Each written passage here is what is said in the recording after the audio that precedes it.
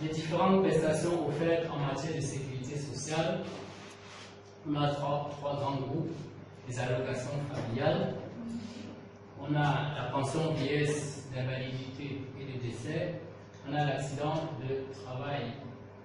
Alors, dans le premier groupe, allocation familiale, je vais demander à Josiane de nous dire quelles sont les différentes prestations qui sont rémunérées.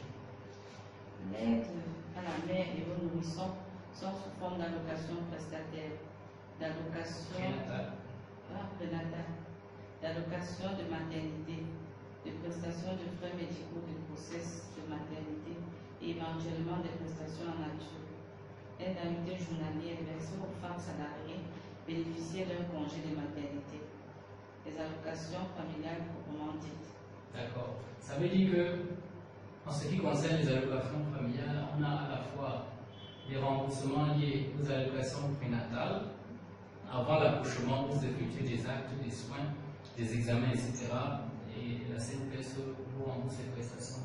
Les allocations de maternité, c'est-à-dire que lorsque vous accouchez proprement dit, la CNPS également rembourse les prestations. Les frais médicaux de grossesse, de maternité, de consultation, etc.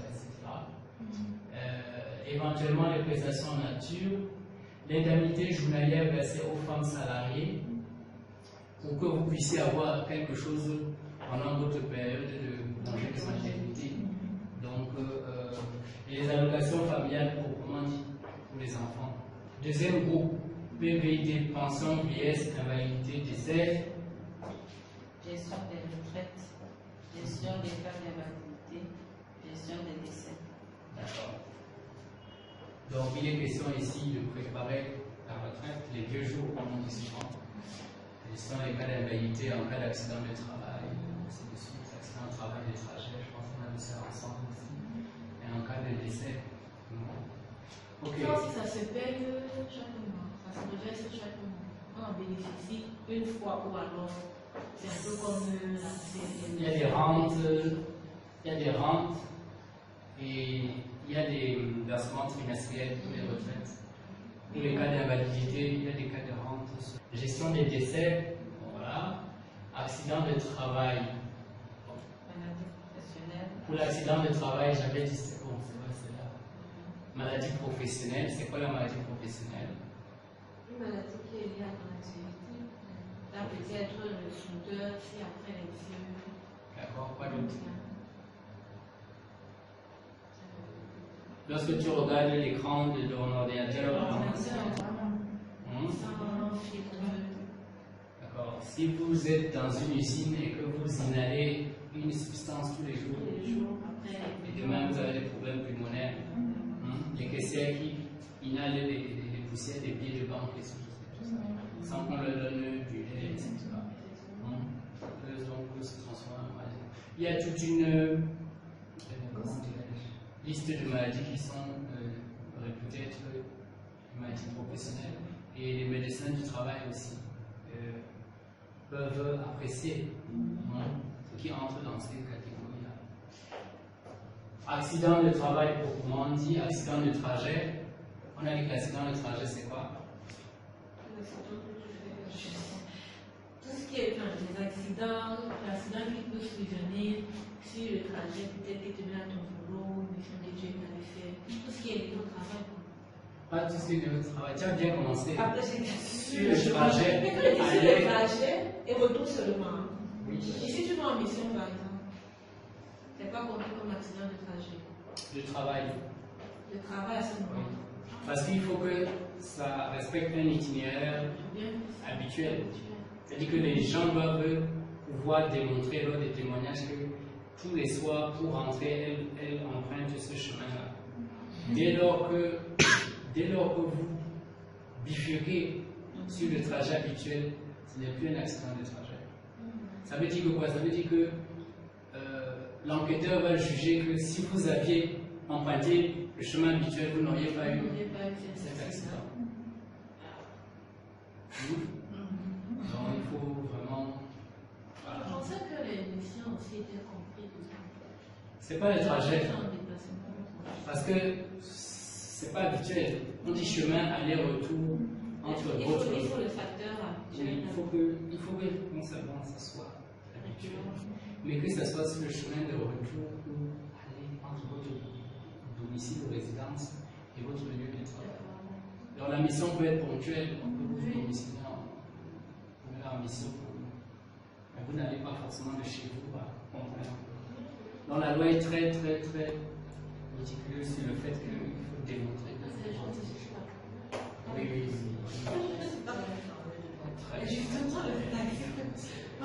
Et parfois on vous demande de faire venir des témoins. Si c'est un accident public, vous n'avez plus la main sur les témoins 2 ou 3 jours plus tard, c'est compliqué. À la limite, on se demande si ce n'est pas fait. C'est vraiment juste pour ramener les pages parce que.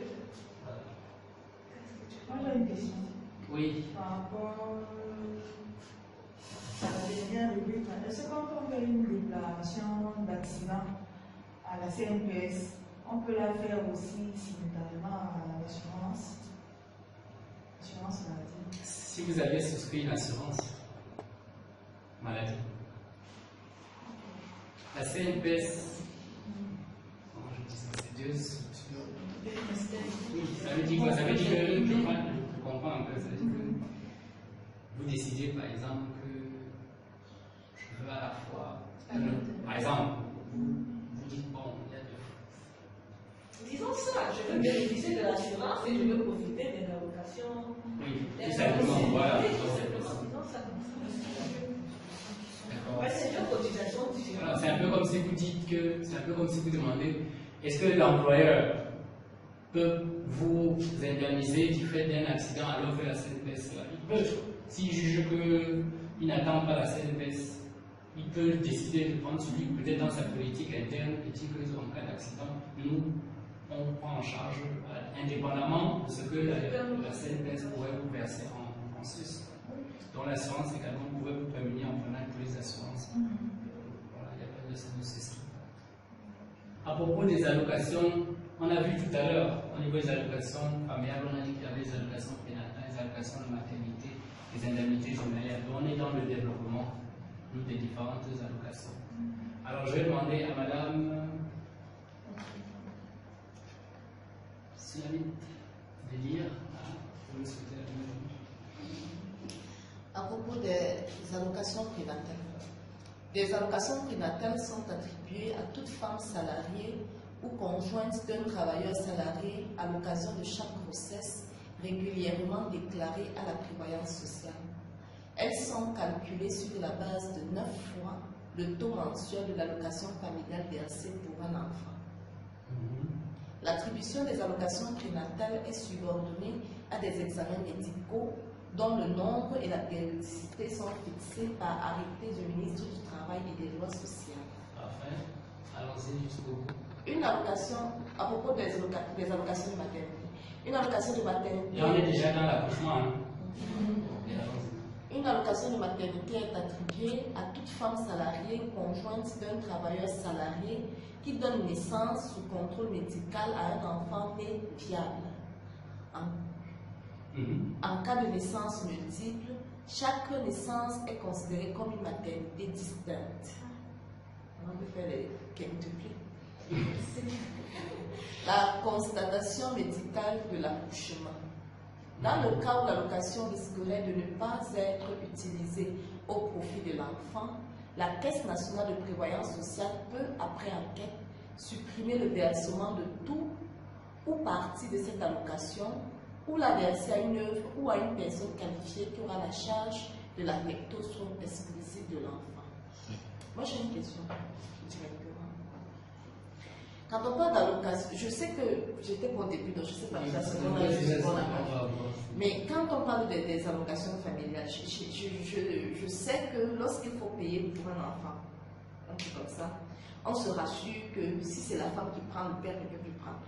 C'est comme ça, non? Bien. Maintenant, au cas où on se retrouve. Merci. Bon, vas-y, jusqu'au bout, on va corriger. Voilà. Ok. Au cas où on se retrouve mère célibataire, c'est-à-dire on a un enfant à charge, on est salarié, mais on n'arrive pas. Je veux dire, il faut Comment si le père de l'enfant n'est pas adopté, comment faire pour avoir des allocations concernant cet enfant? Le père, quel est le statut du père dans ce cas? Le père, l'enfant est bien reconnu, mais les parents ne vivent pas avec l'enfant. Le père n'est même pas au pays. Ça fait que s'il faut maintenant... Attends, le père n'est pas au pays, mais son statut c'est quoi? Il dit des salariés ou des non-salariés? Il n'est pas au pays, ça veut dire même s'il est salarié, il est sûrement salarié. Mais est-ce qu'il va, de l'autre côté, il peut envoyer tous les documents qu'il faut? Non, il faut être résident au Cameroun, on l'a vu tout à l'heure. Voilà, maintenant s'il n'est pas résident au Cameroun, comment est-ce que la mère peut donc prendre les allocations liées à cet enfant sans donner tous les documents qu'on attend venant du père, qui sont de se rassurer qu'il n'ira pas aussi prendre la CNPS pour l'enfant? Bon, tu vas faire le certificat de non-fonction. Il y a combien de types d'examens à faire obligatoire en cas d'accouchement? Examens médicaux par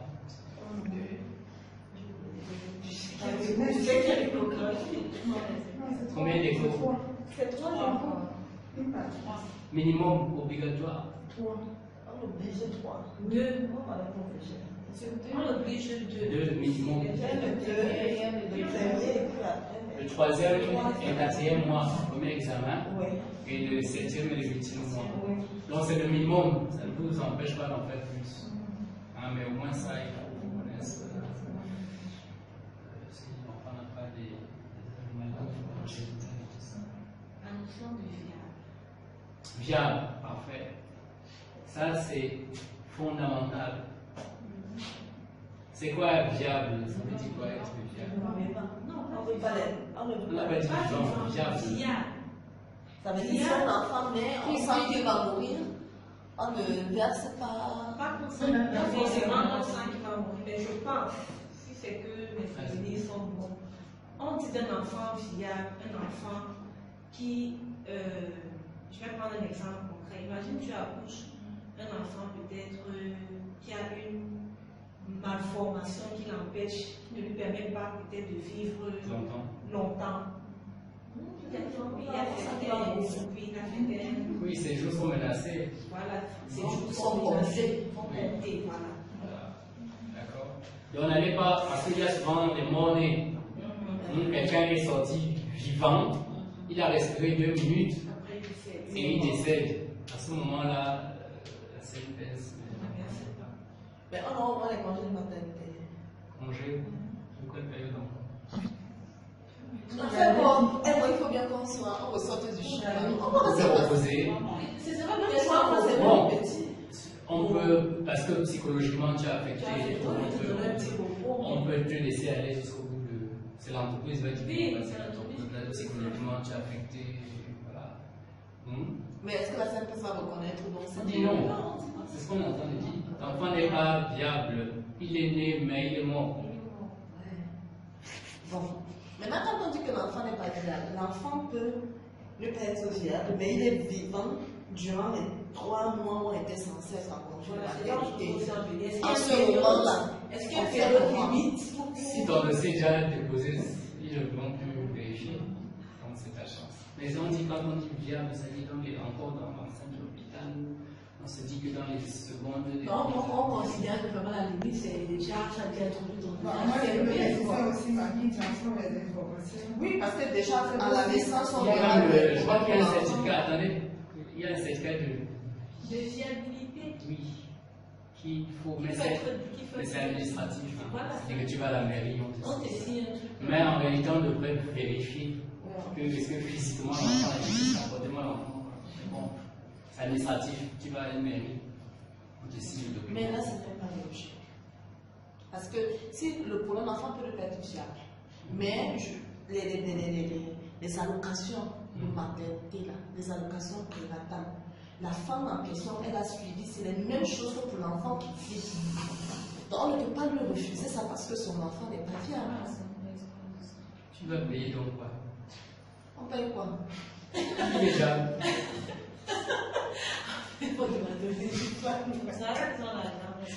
Oui, parce qu'il y a tellement de trucs qui sont. Il y a beaucoup de vie, de trucs. On te donne des sous pour t'occuper d'un enfant.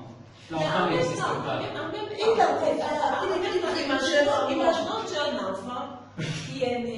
fiable. C'est-à-dire, il n'arrive pas à marcher, C'est pas ça. il doit se C'est pas ça, ça n'a pas la même connotation. On ne dit pas qu'il a une malformation congénitale. Tu peux avoir une malformation congénitale, mais tu vis. On dit viable, ça veut dire que tu prends un problème respiratoire, par exemple. Il a du mal à respirer. Il peut avoir du mal à respirer. Il peut pas respirer. Il a des douleurs plus tard. Mais non, imagine peut-être qu'il décide même après 1 an. Non, c'est pas ça. C'est ça. La viabilité, elle est, comment je dis ça, imminente là. C'est-à-dire qu'il sort à l'accouchement, ok, il respire, oui. On le met sous couveuse, ok, il est là, c'est bon. On a fait des examens, s'assurer que tout est correct, le cœur bat normalement. Là, c'est bon. Mais si on se rend compte qu'il est sous assistance respiratoire et que ses jours sont comptés, c'est-à-dire que dans quelques secondes, si on ne le met pas sous couveuse, il meurt et il décède, on ne peut pas étendre. Mais il peut être sous assistance de vivre longtemps. S'il vit, c'est tant mieux, c'est-à-dire qu'il est. Donc finalement, il est diable. Il est vivant. C'est ça que tu dis la notion de viabilité là. La viabilité, ça veut dire que. Je ne sais pas comment je vais expliquer ça. Ça veut dire que il a toutes les chances de vivre longtemps, à mon sens. Mais lorsqu'il y a des paramètres qui démontrent que si on ne pose pas une intervention rapide, il va mourir dans les secondes. Et que si on pose l'intervention, il va vivre. S'il vit, le problème ne se pose Ça pas. veut dire qu'il est diable. S'il vit. On devait se rendre compte que vraiment, c'est monnaie. Le problème, c'est quand justement on vous dit j'ai accouché, il respirait, mais il est décédé. À ce moment-là, CNPS dit mais je ne peux pas donc financer les soins d'un enfant qui ne vit plus, c'est comme si je payais rien. C'est ce que ça veut dire, c'est l'état d'esprit qu'il faut comprendre. Moi aussi, peut-être.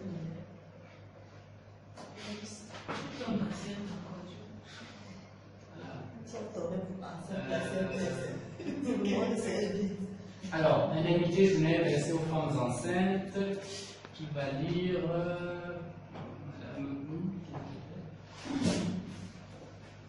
À propos des indemnités journalières versées aux femmes enceintes, ou les allocations prénatales et de maternité, les femmes salariées perçoivent une indemnité journalière pendant la période de suspension du travail prévue à l'occasion de l'accouchement par le Code du travail. Article 25. Cette indemnité est versée aux femmes salariées justifiant au moment de la suspension du contrat de travail de 6 mois consécutifs de travail effectué chez un ou plusieurs employeurs. Article 25. L'indemnité est égale à la moitié du salaire effectivement perçu au moment de la suspension du contrat de travail ou la moitié du plafond fixé par la réglementation en vigueur ou le calcul des cotisations à verser par les employeurs à la Caisse nationale de prévoyance sociale si le salaire perçu excède le dit plafond. Article 25. Elle est proposée aux 2 tiers de la rémunération. Elle est portée aux 2 tiers de la rémunération ainsi calculée lorsque la femme salariée bénéficiaire a déjà donné naissance à 2 enfants, ouvrant droit au moment de la suspension du contrat aux allocations familiales prévues par la loi. Article 25. Ok, alors qu'est-ce qu'on peut dire de tout ça?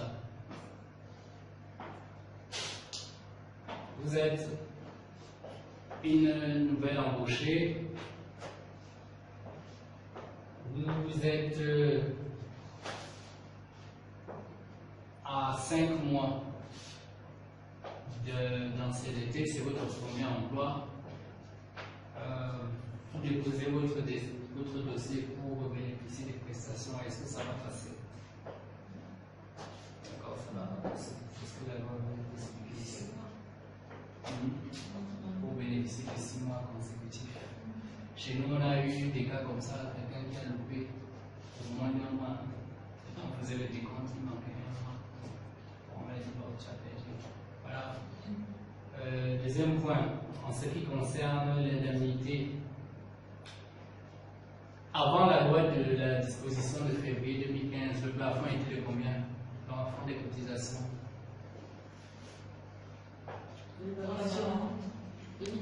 Dans le salaire plafonné sur lequel on peut applaudir pour elle. D'accord. Maintenant, avec la nouvelle disposition, le salaire, le plafond de salaire est de combien? C'est combien? Parfait, on a tout trouvé. Il faut savoir ça. Hein. Là, il ne faut pas tergiverser, sinon vous allez induire tout le monde en erreur. C'est des choses qu'il faut faire.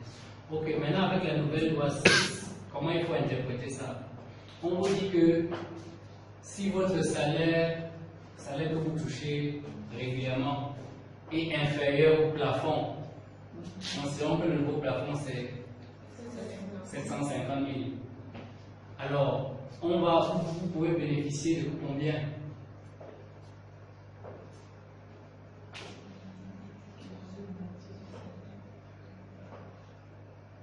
Je disais, quelqu'un pour vous dire. L'indemnité est égale. L'indemnité est égale à la moitié du salaire effectivement perçu au moment de la suspension du contrat de travail. Ouais. Commençons d'abord par là. Vous touchez 300 000. On va vous donner combien? D'accord. Maintenant, vous touchez 800 000.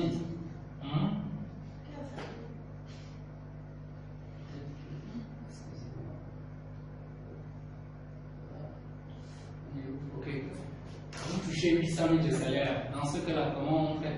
Le plafond 750 000. Quel est le traitement qu'on va infliger à vos indemnités dans ce cas-là?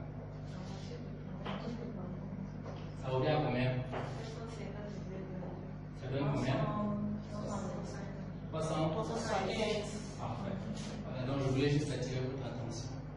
Vous voyez avec la nouvelle réforme que ça passe de 300 à 750 000 et après ça renvoie.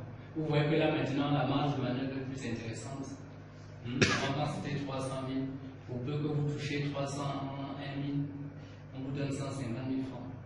Maintenant, comme le plafond est plus élevé, vous pouvez bénéficier quand même d'un montant plus intéressant. Donc, j'attirais juste l'attention pour voir comment la loi est venue donner plus de pouvoir d'achat. Elle est portée aux 2 tiers de la rémunération ainsi calculée. La femme ça a bénéficié de la naissance à 2 enfants. Bon, là, je pense qu'il n'y a pas de souci à ce niveau. Ok, indemnité journalière versée aux femmes enceintes. Suite. La Caisse nationale de prévoyance sociale pourra prendre à sa charge une partie des frais médicaux occasionnés par les examens de grossesse, d'accouchement, examen médical de l'enfant à l'âge de 6 mois, concernant les familles de travailleurs régulièrement immatriculés dans les conditions qui sont déterminées par arrêté du ministre du Travail et des lois sociales. On avait dit la dernière fois pour ceux qui étaient là qu'il faut immatriculer un employé après combien de temps? Dès sa confirmation, après combien de temps?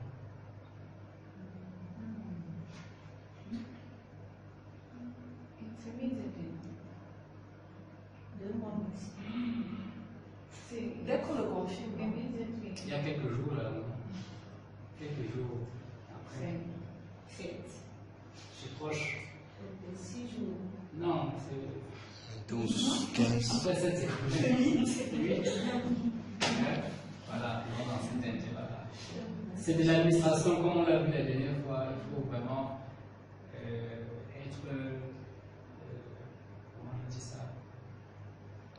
Essayer de respecter les deadlines, quoi. Pour qu'on évalue que vous faites bien votre travail, il faudrait que, au plus tard, les 8 jours, les dossiers soient déjà partis. 8 jours après la confirmation. Tu déposes le dossier et tu attends qu'on te sorte un état où le conseiller maintenant va confirmer si les informations d'état civil sont justes. Si c'est juste maintenant, c'est le matricule. Le matricule, parce qu'il y a, comment je vais expliquer ça? Il y a un document qui te propose d'abord un premier matricule et qui te demande de confirmer les informations d'état civil. S'il y a des erreurs, il y a souvent des erreurs en région, non, père, ainsi de suite. Et dès lors que c'est confirmé, si vous confirmez, c'est-à-dire que toi, le conseiller, quand tu confirmes qu'effectivement les informations sont vraies, à ce moment-là, on te sort la liste définitive des matricules. Et tu peux donc maintenant fonctionner avec ton nouveau matricule. Et aujourd'hui, avec organisme, hein, ils ont mis un site internet qui permet d'introduire son matricule et de vérifier le niveau de cotisation. Si vous êtes là depuis 3 ans, que tous les jours on vous prélève, vous pouvez voir combien de niveau de cotisation vous êtes. Oui, oui, ça fonctionne. Je connais quelqu'un qui est parti d'une autre et qui a demandé, en fait, qui n'a pas vu dans l'autre structure, n'a pas vu ses cotisations. Et on a régularisé pour ça, ça fonctionne. Après ça, c'est pratique, ça réduit le risque d'erreur. On est, oui, je pense que ça va ici. Hein. Ça va pour tout le monde. 6 mois, salaire, famille, travail, on va passer à propos des allocations familiales proprement dites. Madame Amour. Les allocations familiales sont attribuées aux travailleurs pour chacun des enfants à sa charge, âgés de moins de 14 ans, article 20.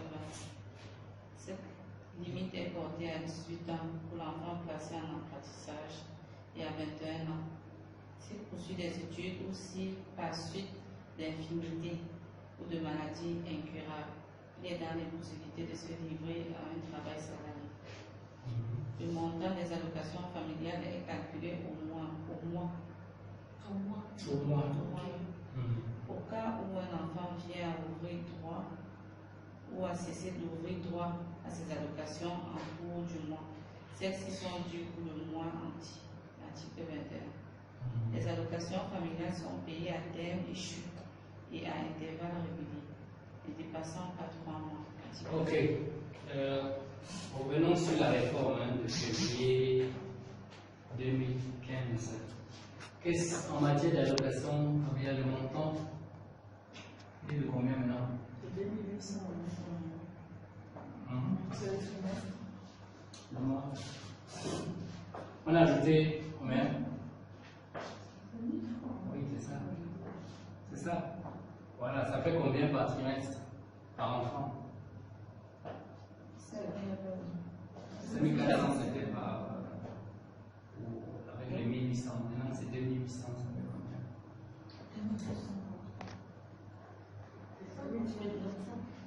Voilà. Donc voilà ce à quoi on peut prétendre pour chaque enfant. Donc, une petite avancée. Donc j'attirais juste l'attention.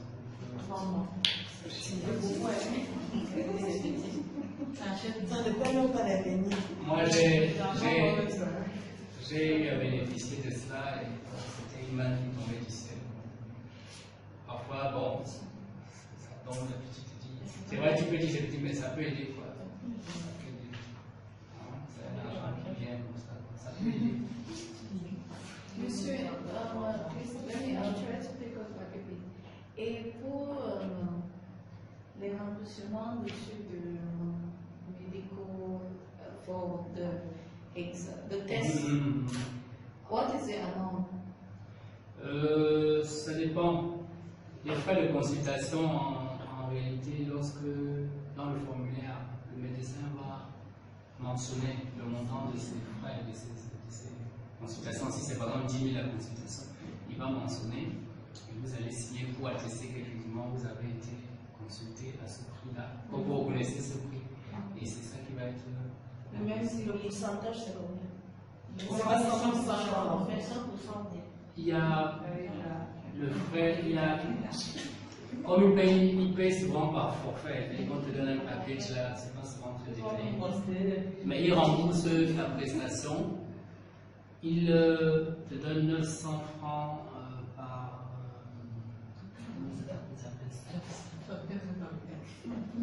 900 francs fois 9, ça fait combien? 8700. Ils vous remboursent également.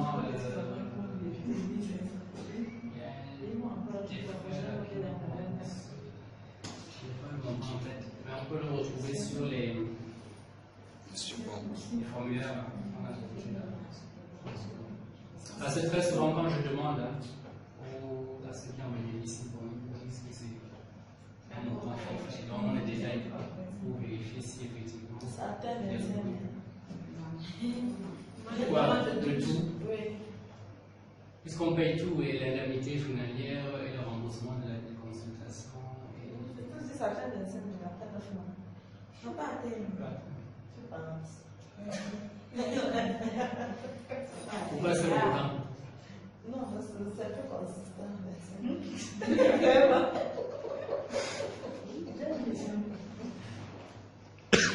Quand quelqu'un trouve un travail tardivement, Travail. oui, quelqu'un devient salarié peut-être à 40 ans, et puis la personne a 5 enfants, par exemple. Oui. Les enfants ont des âges dans la plage.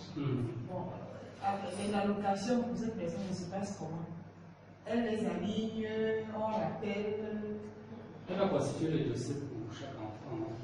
Si c'est un enfant qui est scolarisé, c'est la scolarité. Si c'est un enfant encore en maternelle, tout ça, certificat, moins de 6 ans, certificat de vie, oui, certificat de vie.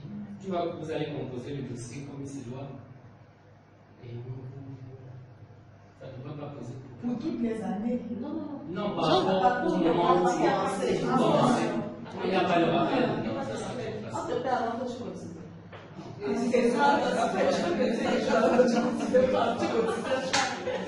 commence à bénéficier après combien de temps de cotisation? Il faut déjà avoir fait 6 mois, non? Actuellement 6 mois de cotisation. 6 mois. C'est-à-dire que quand vous avez déjà fait 6 mois chez plusieurs employeurs, donc 6 mois de cotisation, quel que soit l'employeur, vous pouvez bénéficier. L'idée, ce n'est pas forcément d'avoir le même employeur, mais c'est que, étant même chez l'ancien employeur, vous cotissez déjà. Et l'option de faire tes propres cotisations, j'ai jamais entendu parler. Là, ce n'est pas l'employeur qui vous laisse, tu vas à la CNP. Et assurance Volontaire. Oui, volontaire. C'est le même principe, à la seule différence que vous cotisez à la fois comme employé et employeur.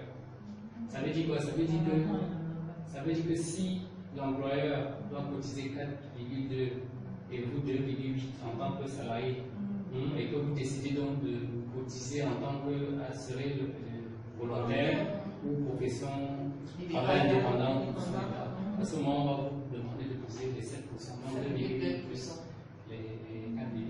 Maintenant, j'ai une préoccupation. Je travaille ici et je cotise. Et là aussi, c'est toujours après 6 mois. Tu peux commencer à en bénéficier. Je sais pas.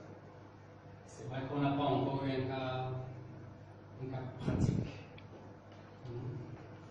Mais ce que je sais, c'est que la nuance est au niveau des taux. C'est-à-dire que ce que vous supportez, vous supportez en tant que. Mais je ne sais pas exactement s'il faut attendre. Et si moi, vu que tu deviens ton propre. C'est long. Tu deviens ton propre. Mais on peut considérer logiquement, avec le bon sens, on peut quand même considérer que le minimum pour prétendre, c'est d'avoir cotisé 6 mois. Pour ne pas, comme quelqu'un disait, bénéficier de quelque chose auquel tu n'auras même pas contribué. Donc on peut se dire que les 6 mois, c'est le minimum acceptable. Donc je pense que ça va se faire également dans le cas des. Parlant des cotisations personnelles, je travaille dans une société, je quitte, je vais ailleurs. Oui. Ailleurs, on va vous faire, je vais commencer à lycée. Ça veut dire que j'aurai dans les 3-6 mois où je ne pourrai pas cotiser. Tout à fait. Maintenant, est-ce que je peux, en attendant de trouver ou commencer à cotiser comme employé, continuer à verser les montants que je versais avant? Si je ne peux pas, est-ce que le gap qui se creuse là, ça aura un impact futur dans l'état de mes cotisations? Parce que si je ne peux pas, si je quitte un employé à un autre, il y aura toujours des trous. Il y aura un vide, forcément. Ce qui se passe de manière pratique, c'est que si vous avez un peu été attentif par rapport au formulaire que j'avais distribué, il y a un espace où on demande l'immatriculation de l'ancien employeur. D'abord, il faut d'abord que cet employeur soit à jour et que vous mentionnez votre ancien matricule. Parce que comme je disais, le matricule il est unique. C'est-à-dire que ça te suit, quelle que soit les structures où tu vas aller, c'est un seul matricule. Donc, pour des gens qui, parce que parfois vous voyez des gens qui vous disent l'ancien employeur ne communique pas l'ancien employeur, ça pose un problème. Ça veut dire que vous allez perdre toutes vos cotisations. Moi, je dis, je connais. Je connais tout. Tu connais tout. Mais maintenant, je dis, il y a ce gap-là. Parce que je quitte l'ancien employeur, je vais chez le nouveau. Le nouveau ne me cotise pas dès que j'entre dans. Oui, il y a une période d'essai. Voilà, ça peut aller de 3 à 6 mois. Et pendant ce temps, je suis pas cotisée. Ça se passe comment? Est-ce que je peux aller? En tant que quoi, assuré volontaire, c'est possible? Je ne sais pas. Je cotise, question de ne pas. Parce que maintenant, il y a une limite, il y a un moment, un temps de cotisation pour pouvoir même à la fin bénéficier de la retraite. 15 ans. 15 ans, presque 180. Voilà. Or, si je commence déjà à sauter 6 mois ici, 6 mois là-bas, je me dis ça peut me pénaliser, ou alors on ne tiendra pas compte. Non, en fait, c'est que dans la pratique, il y a un problème d'interprétation. Si tu n'as pas atteint les 15 ans, 15 années, bien les 180 mois, ce n'est pas que tu n'auras rien du tout. Hein. Ça veut pas dire, en fait, tu auras une. Il y a un montant qu'on te donne, mais qui est en deçà de ce que tu aurais prétendu avoir si tu étais avec les cotisations à taux plein, c'est-à-dire que les 15 mois. Oui, voilà. Pourquoi je ne tombe pas dans ça et que je me rends compte que j'ai peut-être déjà mes 50 ans? Il ne faut pas que. Oui, qui est passé vite. Cette vie-là, est-ce que je veux commencer à. Mais si tu cotises, alors à ce moment, tu cotises en tant qu'assureur volontaire. Ça se passe donc comment? Bon, est-ce que je peux cotiser en tant qu'assureur volontaire, mais en prenant le même matricule? C'est possible. Bon, maintenant, et lorsque tu vas reprendre le travail, ça va il faudra. Là, c'est l'entreprise qui va. Oui, la spécifié au niveau de la CNPS. Désormais, tu as un travail à ce moment, c'est l'entreprise qui joue le rôle de. Moi, j'ai une question. S'il y a interruption des cotisations, comme elle a pris là tout à l'heure, peut-être le travail fini ou alors tu dis, qu'est-ce qui se passe le temps que tu retrouves un nouvel emploi? Qu'est-ce qu'on fait de cet intervalle, de ce temps vide? Je veux dire, au moment de calculer les 180 mois, disons, tu as peut-être commencé à cotiser, tu étais au 50e mois, et puis tu fais 6 mois, même 1 an. Tu n'as pas de boulot, et tu ne trouves pas de boulot, tu ne cotises pas. Il te reste, je veux dire, on fait comment? On fait abstraction de ces 12 mois-là, et puis après, quand tu retournes au travail, on prolonge, on continue à partir du moment où c'est bon, la question, là, ça passe. C'est-à-dire que si tu peux démontrer, c'est-à-dire que tu as passé une période de temps de vacances, tu as trouvé un nouveau boulot, n'est-ce pas? Dans le cas où tu peux produire l'information qu'on te demande, c'est-à-dire quel était ton ancien employeur et quel était ton matricule chez l'ancien employeur, tu vas continuer tes cotisations là où tu les as arrêtées. Mais dès lors que tu ne peux pas produire cette information, tu recommences à zéro comme un nouvel employé qui venait d'être immatriculé. Donc on a eu un cas comme ça, une dame qui a plus de 8 ans d'utilisation. Et quand elle écrit donc à son ancien employeur pour lui demander, parce qu'elle n'avait pas de bulletin pour voir même le numéro matriculé, elle demande et on l'a tourné en boucle. Et nous on était obligés de dire bon, on va quand même s'immatriculer. Tu commences à faire, mais c'est 10 ans. Mais pourquoi l'ancien employeur va faire ça? Est-ce qu'il va gagner non, en réalité, oui.